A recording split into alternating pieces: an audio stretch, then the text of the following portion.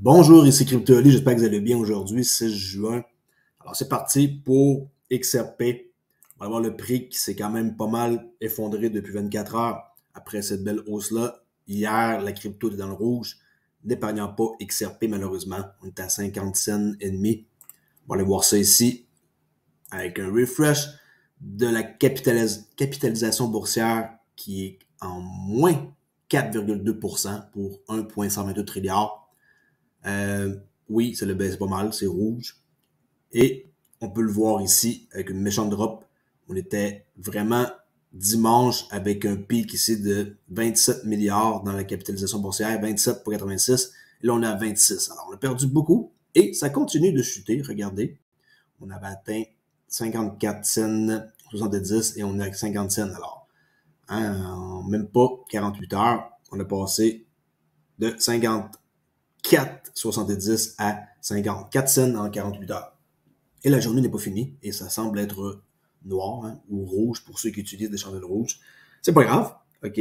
Peut-être qu'il y a ici une belle chance d'acheter en dessous de 50 cents.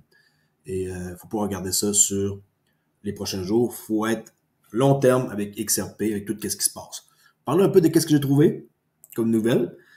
Ici, Ripple, qui sont présentement à Amsterdam. Ils appellent ça le Money 2020 en Europe.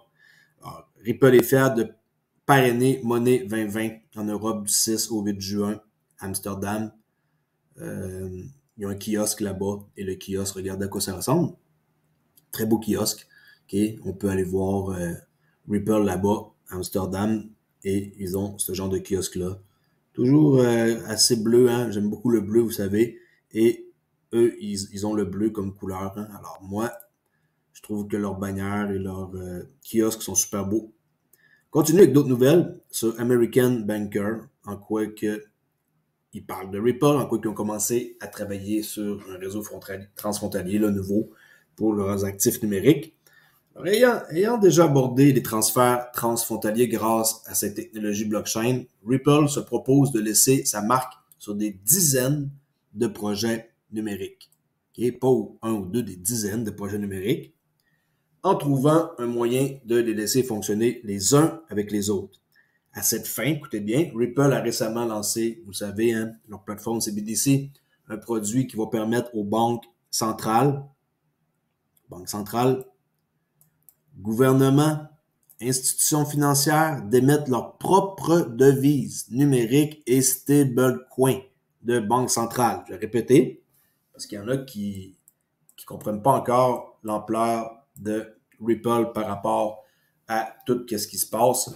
Gouvernement, institutions financières, regardez bien. À cette fin, Ripple a récemment lancé une CBDC plateforme. C'est un produit qui va permettre aux banques centrales, les banques centrales émettent de l'argent aux banques.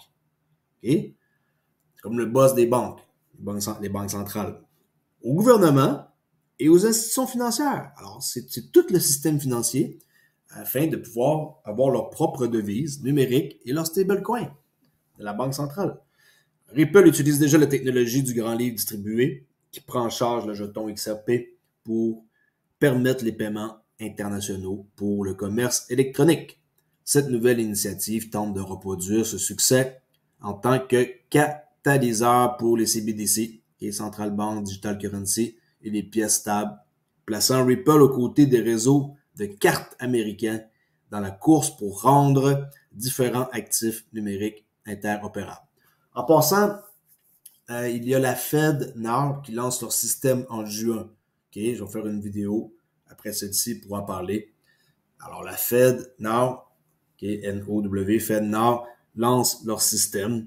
J'ai vraiment hâte de voir. Juin s'annonce plutôt chaud avec le 13 juin pour Inman, pour les courriels. On va voir ça aussi dans la prochaine page.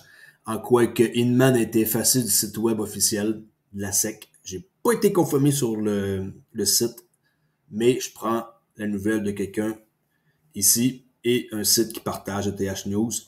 Alors, juste pour vous mentionner que la publication prochaine des emails de William Inman de la SEC, qui avait agité beaucoup la communauté XRP en prévision de la SEC, qui a visiblement retiré les parties de la biographie de Inman de son site web. Okay? On va aller confirmer ça dans la prochaine vidéo aussi pour être sûr. Alors, cela a déclenché des spéculations parmi les passionnés d'XRP, selon lesquels la SEC pourrait se préparer à se distancier de Inman avant la publication de courrier électronique. Vous savez, ils voulaient mettre ça sous scellé, mais le juge a finalement dit non. Alors, les emails sous-mentionnés sont essentiels au procès en cours de la SEC contre Ripple. Après l'accusation de la SEC contre Ripple pour violation de la loi américaine sur les valeurs mobilières, Ripple a demandé l'accès, pour ceux qui ne savent pas rien par rapport au procès, Ripple a demandé l'accès au brouillon du discours de Inman en 2018 pour renforcer sa défense de notification équitable. Alors, dans son discours, Inman a classé Bitcoin, ce qu'il avait dit, et Ethereum comme non-titre. OK? Mais n'a pas clarifié le statut d'XRP.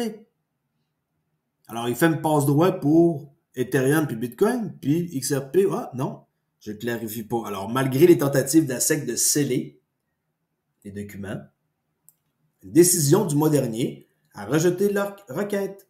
Les emails non expurgés ainsi que d'autres documents de jugement sommaire devraient être dévoilés le 13 juin.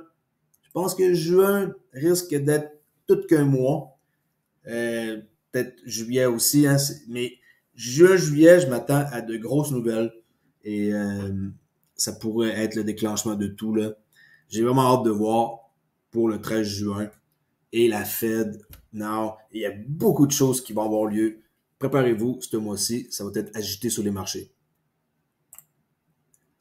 Ici, en quoi que une clarification là, sur le XRP Ledger, en quoi que Ripple, ils n'auront pas d'association américaine. Au cas où vous ne le savez pas, il y a eu, on ne peut pas appeler ça un fork, mais ça dépend de comment on peut le voir, mais les entreprises, vous savez, ils sont impatients d'utiliser XRP, puis il est temps que tout ça, ça ait une fin. Et on peut voir ici le génie, hein, Whitsey Wine, qui, j'ai dit, comme c'est pas un fork, mais en même temps, la chaîne latérale, un hook que lui appelle, c'est un complément, s'adresse au même écosystème. Est-ce qu'il va venir concurrencer Flare? Je ne sais pas, mais ce petit génie-là ici fait en sorte que tout ça, ça va être disponible pour un examen sur le mainnet. Puis l'écosystème est prêt à ça. Alors, apparemment, d'ici 2023, quelque part dans ces eaux-là, il va pouvoir avoir son crochet qu'il appelle là, et ça a été vérifié par FYEO, en quoi que eux, l'audit a passé, qui sont ravis d'annoncer les progrès significatifs pour l'amendement du hook qui fait l'objet d'un audit de sécurité et c'est pour l'intégration d'un hook sur le XRP Ledger. Alors lui, il est en train de faire quelque chose qui est pas comme Flare, mais qui est construit sur le XRP Ledger, mais en même temps, on peut pas dire que c'est un hook. Okay? Nous sommes ravis d'annoncer des progrès significatifs. Notre amendement hook a fait l'objet d'un audit de sécurité complet. Cette étape cruciale nous rapproche de l'intégration de hook dans le XRPL et libère le potentiel d'une gamme de services encore plus complète pour les utilisateurs du XRP Ledger. Si y en a qui veulent en savoir plus, je pourrais mettre l'article ici pour l'audit qu'on peut voir. Et suivez ici Whitsey Wine de XRP Labs, qui est derrière XOM, où ce que j'aime bien l'application. J'ai aussi une carte physique XOM que j'ai eue de eux, qu'on peut mettre nos XRP là-dessus. Alors, allez voir XOM si vous connaissez pas ça. Puis, oubliez pas, hein, il y a eu un hack qui a eu lieu sur Atomic Wallet. Alors, si vous aviez associé votre portefeuille, vous pourriez être en danger.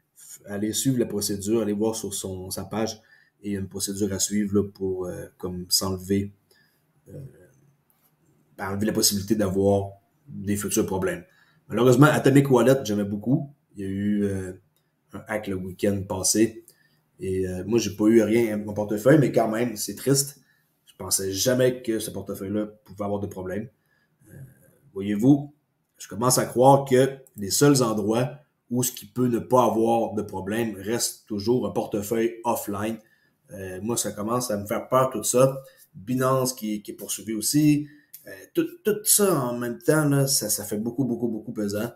Et notre Gary Gensler national est en train de mettre beaucoup de bâtons dans les roues.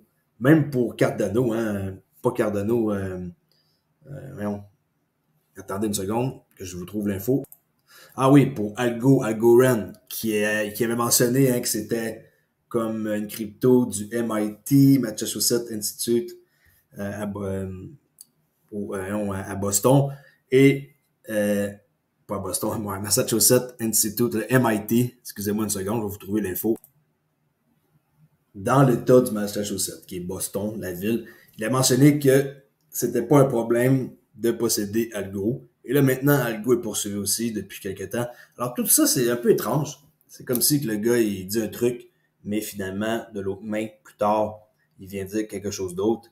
Et les gens, ils savent plus trop sur quel pied danser. Ça devient comme déplaisant de acheter une crypto parce qu'on sait pas, ça va être poursuivi pour une sécurité et tout. Et je vous dis, XRP, moi, ça ne me dérange pas d'en avoir. Vraiment pas, j'ai aucunement peur. Je sais en plus que tous les clients, ils sont 90% en dehors des États-Unis.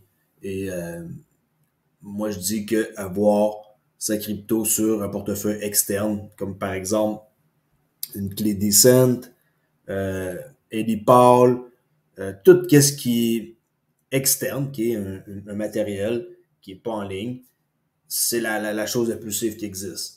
À date, il n'y a pas eu aucun problème de portefeuille comme ça externe, un cold wallet qui a eu que j'ai eu des problèmes depuis les 2-3 dernières années. Juste une petite vidéo tantôt pour vous montrer que vous pouvez rejoindre ma chaîne si ça vous tente et que ça m'encourage à continuer à faire des vidéos. Alors allez voir si ça vous intéresse, ces 3 niveaux. Et je vous mentionne qu'on peut venir me parler sur Discord et poser vos questions gratuitement. Et ça va me faire un plaisir de vous parler. Et si vous voulez avoir des avantages supplémentaires, ben, vous savez quoi faire. Cliquez ici sur rejoindre et vous allez pouvoir venir discuter de crypto. Alors, c'est un petit compte rendu vite fait, pas très approfondi, mais juste pour vous mettre un peu au courant des dernières nouvelles qu'il y a. Je crois que il y a beaucoup de choses à dire, mais j'essaie de rester le plus bref possible et faire des vidéos qui sont pas trop longues parce que le temps, c'est précieux et j'essaie de respecter ça. Merci beaucoup et je vous dis à la prochaine vidéo. Ciao!